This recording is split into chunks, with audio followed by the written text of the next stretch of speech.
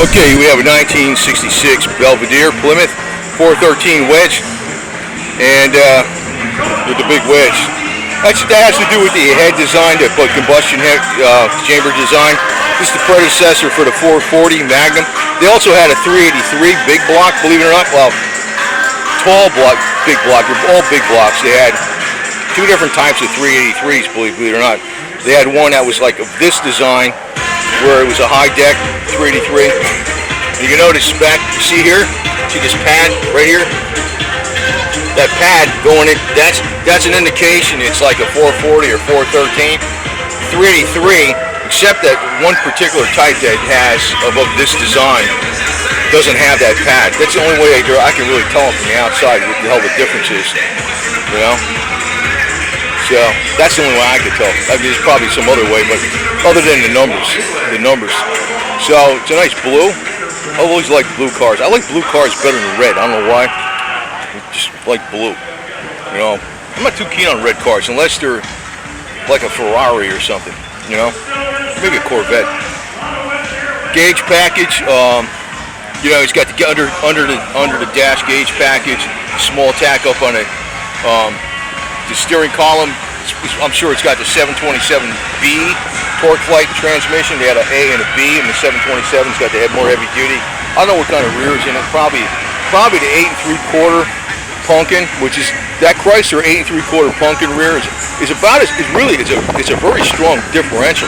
You'd be surprised that okay, the Ford 9-inch is probably a little stronger, but the Chrysler 8 3/4 is very strong rear. It's not that super heavy. Yeah, you can go to the Dana 60 9 3/4, but it's a lot more weight.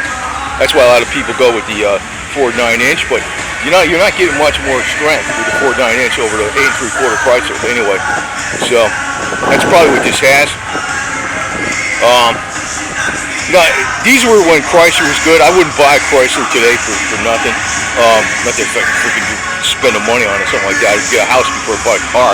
But you know, the thing is, the Chrysler back, these were like cop cars and stuff because they're ultra reliable. You could beat the hell out of them. Like, in other words, they could take a lot of abuse, a lot of hard running, and they were like workhorses.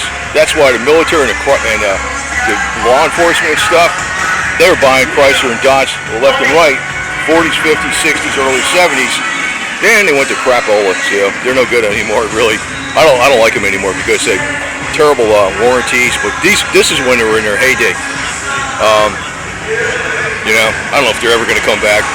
They got to get out of the corporate mode and get back. See, when cars like this were made, people were making them with, you know, what do you call it? In other words, passion.